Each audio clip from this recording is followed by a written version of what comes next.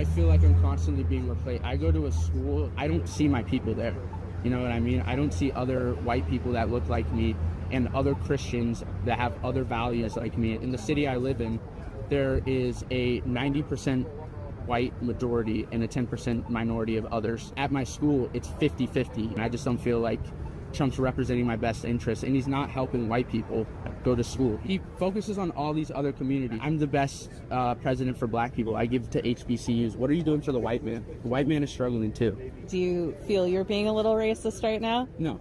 No? I feel like I'm advocating for my people. This country was built by white people. It was built by Native Americans. Native Americans did help, and I think we did them very wrong, and we should have given them reparations. They were killing each other.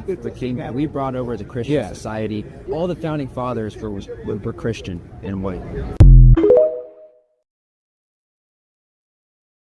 Our main point is Christ is King. That's over everything. Christ is King.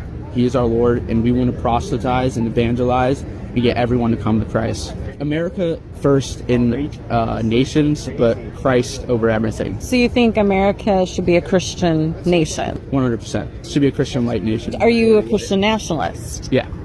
See, that's where you lean politically. Yeah, and not that we don't want freedom of religion. I think people should be able to practice whatever religion they want, but Christ should be over everything. There should be a tiny minority of people that could be able to celebrate their religion, because I think it's fine having some cultures, but certain cultures don't. Like, for example, Islam doesn't blend very well with our Christian culture here, and neither does Judaism, in my opinion, very well. And I'm not saying we should deport all those people, but they should know that Christ is King. It's too many too fast. And even since the Civil Rights Act, so much has happened. And I don't think that was the best thing for this country. The Civil Rights Act, Charlie Kirk even said this. Here we go. I go to a school, I don't see my people there. You know what I mean? I don't see other white people that look like me and other Christians that have other values like me. In the city I live in, there is a 90% white majority and a 10% minority of others. At my school, it's 50-50. I just don't feel like Trump's representing my best interests, and he's not helping white people go to school. He focuses on all these other communities. I'm the best president for black people. I give to HBCUs. What are you doing for the white man? The white man is struggling too. Do you feel you're being a little racist right now? No. No? I feel like I'm advocating for my people. This country was built by white people. It was built by Native Americans. Native Americans did help, and I think we did them very wrong, and we should have given them reparations. They were killing each other. We brought over as a Christian society. All the founding fathers were Christian and white. Now, I know that pale face did not just get his wide-hipped ass up there and say that Donald J. Trump was not for the white man. And his reason is because where he lives is 90% pale face, 10% other, and the schools is 50-50. DEI is no longer. Affirmative action is no longer, right? So wouldn't you conclude that people are getting into school by their own merit, by their own test scores, by their own ability to test highly, score highly, get good grades, and get admitted to school because they're smart? This is what the problem is. The pale face does not like to admit that they can't stand competition. They are used to an easy road and an easy route to success. Y'all had a 400-year start. 400 years. And then, literally. If you want to know that the growth and the development of Black American has always been engineered against, is because anytime Black people try to raise the question of reparation, because they know that raising the topic of reparation questions the systemic things that happened and makes them responsible. And that's one thing that they don't want. The fact that Black people are going to be insured. I'll use the word to be insured, because to be insured is somehow trying to get you back to your original position. But I don't think, if even with reparation, it can still mend the damages, the psychological damage, the economical damages that it made to the Black Americans. But far much worse, we have white people that think that Black Americans don't deserve no reparations. And they have their own reasons as to why they think they don't deserve reparations. But brothers and sisters, in this video, I'm going to be breaking it down to you, like psychologically, why they think that if Black Americans get reparated or get compensation in regards to what happens, bothers them really much, and they can't accept that. So brothers and sisters, I want us to buckle up for this video, and please let me know what you think. I'm gonna be sharing my thoughts at the end of it all. And if you're watching me for the first time, I'm asking you to please subscribe to the channel, join the membership, and really get to see what I can offer you. But until then, let's just get into it. I'll be back with my reasons as to why I think white people are seeing it as a challenge as to why they can't even accept Black people to get reparated. So brothers and sisters, let's watch the video. I'll be back. This is what goes over people's heads. That's why I'm like, I have to keep saying the same things. We didn't even have full human rights. Deeply melanin rich American people, Black people in this country until the 60s. So y'all still had a leg up in society less than 70 years ago. And you sitting up here crying, talking about you struggling? If you are struggling as a white person in the country, that is a you thing. That is a you problem. The system has never, ever been rigged against you. What is happening now is that people that don't look like you or have your same hue of complexion are finally able to get a smidget of the same opportunity. So you have to equally compete. It is not just because you're just a white man. Like, other people are finally getting a chance to get into some of the same institutions, to be in some of the same jobs, to do some of the same things. And y'all can't take it. Y'all are used to being able to subjugate people, discriminate against people, be racist and prejudiced. Y'all still racist, y'all. Y'all still be wearing that racist flag. But the fact that y'all can't run up in our towns and just burn it to the ground without consequence, y'all are new to this. Y'all are new. You all have been genetically predisposed to utterly terrorizing other groups of people, Black people in particular, especially in this country. So the fact that you can't just openly run around telling people get the hell up out of here, putting up signs, running people, assembling lynch mobs, even though in 2025, a few Black men have been found hanging from trees like strange fruit. We just got to put that out there. And those cases have never been solved. They just say it. It's like a suicide, like as if we would unalive ourselves that way. That's another story for another day, but y'all can't just openly run around and do that the way that y'all was doing literally less than 70 years ago.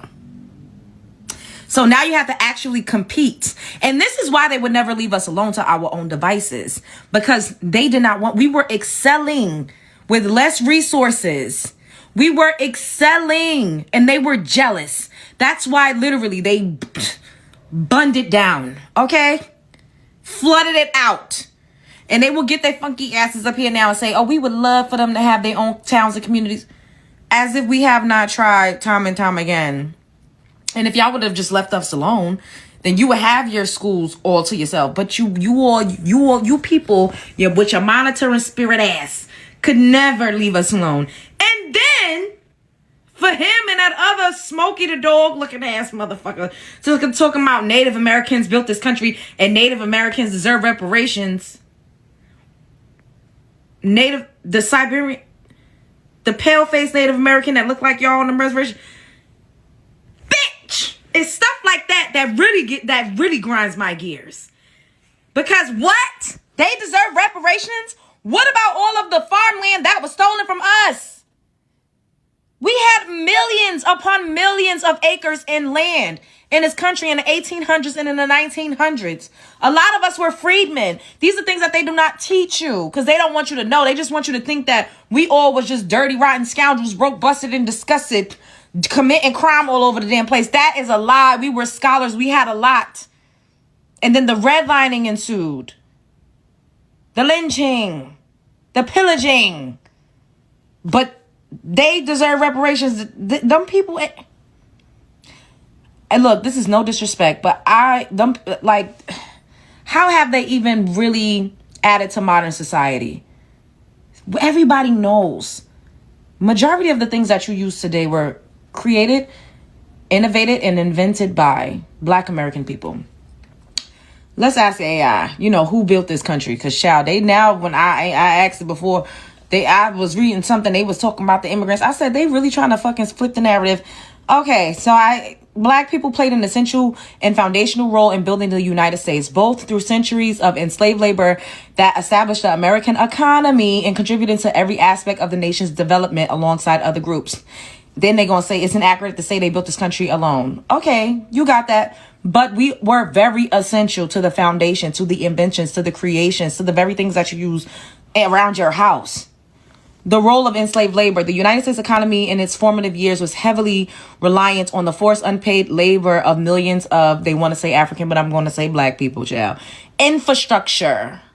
Enslaved laborers literally built much of the country's physical infrastructure.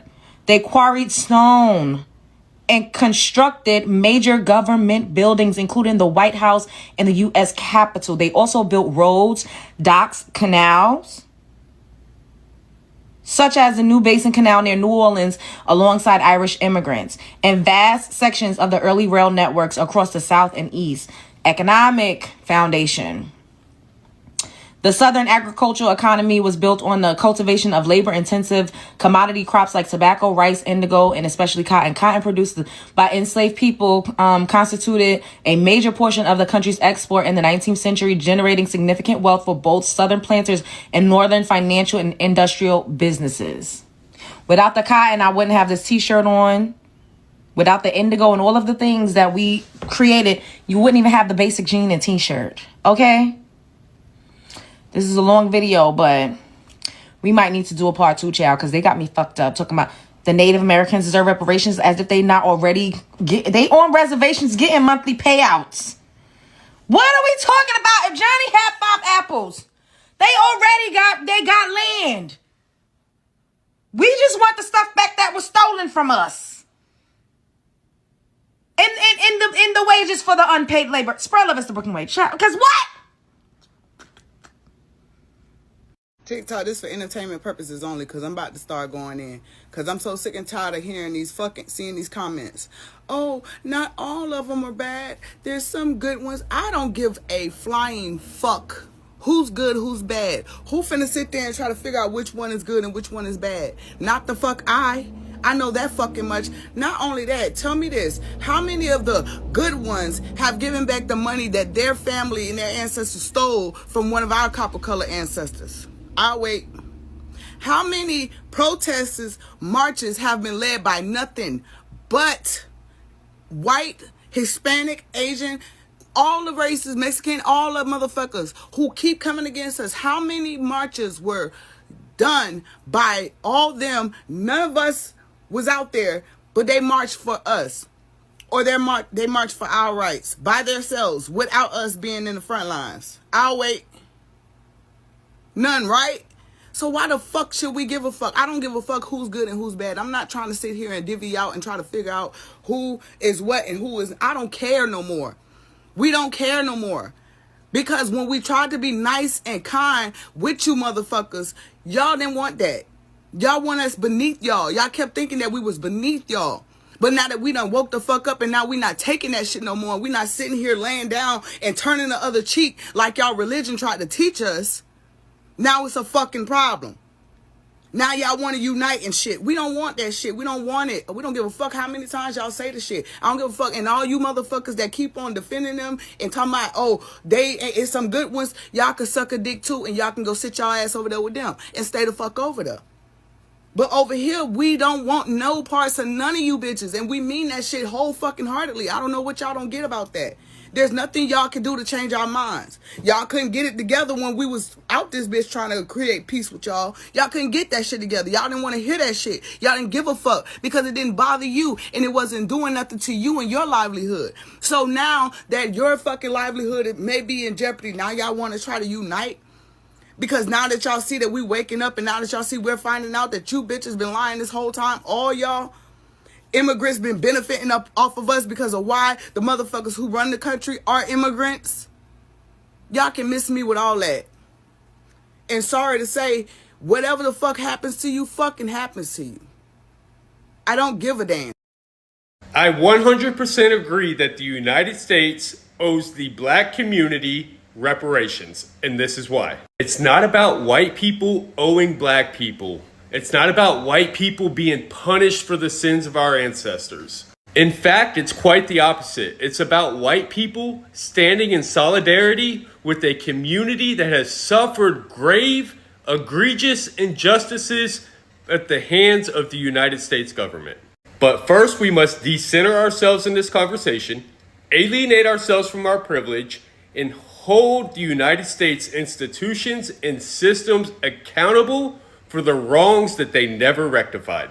From slavery to black codes, to convict leasing, to Jim Crow segregation, to anti-black housing policies, to mass incarceration, we have never rectified our wrongs as a country. If you look at our criminal justice system, 1 in 3 black males carry a convicted felon label. That is a real stat. Is it because they're inherently evil, or they just need more personal accountability, or is there something larger at play? All the data shows, by every statistical measure, the black community has been disproportionately impacted by every institution or system in the United States, from education to healthcare to criminal justice system to banking to housing, which we still have de jure segregation in effect today. And when it comes to housing, neither parties are absolved from this, because both parties were responsible for the de jure segregation that we see today. The New Deal by Franklin Roosevelt didn't invent the segregationist practice of housing, but it did institutionalize it. Restricting access to capital for black families while enriching white families, the big reason why we see the generational wealth gap we see today. And remember, public housing wasn't initially for poor people, it was for working class white families. But because of laws and policies implemented by the United States government, it reinforced segregation, because public housing was to reflect the racial composition of the existing neighborhood. And we had redlining and gentrification of neighborhoods, the residual effects of all these policies that we still see today. Reparations is about rebuilding and investing in the black community. Our government was held accountable to some extent for the grave injustices that we committed, the atrocities that we committed against Native Americans. We were also held accountable for the Japanese internment camps. But the United States government never made good on its 40 acres and a mule to the black community. Everybody else got paid. The United States was held accountable for these injustices. I'm a convicted felon. I had to pay a debt to society, to the United States government, to the state of Florida, for the crimes that I committed. I was held accountable. To this day, my past is still being used against me. In fact, if I were to go before a judge today, the first thing he would do is bring up my past and say it's probably a pretty good indicator of what my future will be. But we don't keep that same energy for our government. We don't hold them to the same level of accountability and to the same level of scrutiny. So if you're thinking to yourself, I don't know anybody, you're absolutely right. But our government does. And as citizens of the United States who uphold the Constitution, it is our duty, it is our responsibility to hold our government accountable. As taxpayers, as citizens of the United States, we all pay, not just white people. Anytime there's an injustice in the United States by a government agency, whether it's the police department, sheriff's department, any government agency, the taxpayers are always the ones that foot the bill. Why? Because in America, we believe in justice, or at least we say we do. No matter what side of the aisle you're on, I'm sure we can all agree that our government is corrupt. Stop allowing them to make us turn on each other. What better way to stand in solidarity with our brothers and sisters than to advocate to make right what has been wrong and never been rectified? People ask me all the time, what are my solutions to the problems that I speak on? Well, I can assure you that this would be a step in the right direction. This is the pathway forward. Reparations in America today. And another psychological warfare tactic that I like to use on white people to confuse them is not just locking my car doors when one of them walks by. No, that's base level beginner shit. I'm a pro. When I'm outside my car and I see any of them anywhere near my car, no matter where I am, I push the door lock button so it keeps making those beeping noises, beep, beep, beep, beep, as I alternate from looking at them directly in the eyes and then start looking nervously between them and my car, all the while beeping at lock. And I mean anywhere I am, on a sidewalk, or if I'm in a building, then I'll open up the door and lean out as I continuously push that button and beep the locks. Beep, beep, beep, beep. Looking concerned like this. They could be 100 feet away, but if I see them, I'm going to get to beeping. And I'm going to yell out to them, this is my car. This one, don't steal it. Oh, let me speak in their native language. Me have car. Car belong to me. All the while they just, looking at me all confused. They're thinking to themselves, I'm the one that's supposed to feel in danger. Sometimes you gotta wait till they walking by close and then pretend like you're pushing the button, just because that's what you do and it has nothing to do with them, So you're giving that white people some as you push the button. And then as soon as they pass by, you stop. But you're still looking like this as they walk away. So if they turn back, they'll see you doing it. Get your reparations where you can. How do you not see that paying only black people reparations in today's economy is just racist? Like, everybody's struggling right now. They're gonna have to get the money from somebody else because I'm not paying it. You guys have 400 years to economically get ahead. If you're struggling, that's just irresponsibility on your part. What do you mean I have 400 years to get ahead? What are you talking about? Do you not understand what slavery is? Hello brothers and sisters, welcome back to the channel. I'm hoping that you are great. Now, let's get into it. So one major reason as to why many white Americans find it so hard to accept reparation for black Americans is that reparations directly challenges America's preferred self-image as fair, as merit-based nation that corrected its past long time ago. Because reparation forces a confrontation with the reality that slavery was not a moral wrong, but an economic system that built enormous wealth for white Americans while deliberately extracting it from black people. So accepting reparations would mean acknowledging that racial inequality today is not accidental or cultural, but the direct outcome of a state-sanctioned policies. So for many, this acknowledgement feels like an attack on national innocence and personal moral standing, because that's what they believe, right? They don't want this to be challenged. The fact that black people will be still thinking that, white people are still thinking that black people will be benefiting from this, that itself is something that they cannot tolerate. Another reason is fear of responsibility without personal guilt. Okay, there's a common objection, and the objection is, I didn't own slaves, so why should I pay? This response confuses personal guilt with collective responsibility. Now, reparations are not about blaming individual white people alive today for slavery. They are about addressing harms caused by government policies that created lasting disadvantages.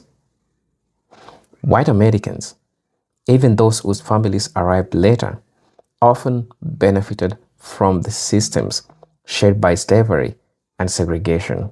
So, such as land access, housing policy, labor protections, and wealth accumulation. The resistance stems from fear that accepting reparation implies personal blame, when in reality, it is about institutional accountability. So I hope you see that, and I hope you make that make sense to you when you get to understand how all these things get to happen. Another reason is that many white Americans argue that only Native Americans deserve reparations, not black Americans. Yes, you've heard it that right, that it is Native Americans that deserve reparations and not black Americans. I'm going to explain. This position reveals, this position is so revealing because it acknowledges historical injustice in principle while limiting its application in practice. So Native American genocide and land theft are often viewed as distant, tragic, and finished chapters of history, making them easier to recognize without threatening present-day power structure. So Black American suppression, however, continued openly well into the 20th century, and its consequences are still visible today. So recognizing Black reparations will require confronting living inequalities that's in housing, wealth, education, and policing. So issues that are far more politically and emotionally uncomfortable, right? Another reason for resistance is that there's this belief that slavery and segregation ended long time ago, and therefore they no longer matter. So this argument ignores our wealth, our opportunity, and disadvantage are transmitted across generations, because enslaved Black Americans were denied wages, they were denied property and legal rights, while white Americans accumulated land and capital that could be passed down. So after slavery, policies like Jim Crow laws, redlining unemployment, discrimination ensured that Black Americans were excluded from wealth-building opportunities that white Americans accessed freely. So reparation address not just slavery, but the century of legal and forced inequality that followed it. At the same time, reparations are also resisted because they imply redistribution of resources, which many white Americans fear will come at their expense. So even when reparations are framed as government responsibility through public investment, housing programs, or direct compensation, they are perceived as zero-sum loss. This anxiety is amplified by decades of political messaging that frames Black advancement as white loss. So rather than seeing reparation as a national repair that could strengthen social cohesion, they are framed as punishment or theft. So reinforcing opposition rooted in fear rather than analysis. Also, at a deeper level, resistance to Black reparations is tied to maintaining racial hierarchy. So reparations will symbolically affirm that Black Americans were grievously wronged and that their claims to justify are legitimate. So this threatens the long-standing narrative that portray Black inequality as self-inflicted or cultural. So accepting reparations will also elevate Black historical suffering to the level of national reckoning, similar to how other countries have confronted atrocities. So for those invested consciously or unconsciously in racial hierarchy, this recognition feels destabilizing. Invoking Native Americans as the only deserving group, this often functioned as a deflection rather than a sincere commitment to injustice. Many who make this argument do not actively support Native reparations either, but instead, the comparison is used to divide oppressed groups and to set an artificially higher bar for legitimacy. It creates the false idea that injustice must look at a certain way, total genocide or land loss, to merit repair, while ignoring the unique and devastating forms of racialized exploitation Black Americans endured. Right? So please, let me know what you think and feel about this video. I'm your host and presenter Stories, but until then, I'm hoping to see you on my next video. Peace, love, and harmony. Salute.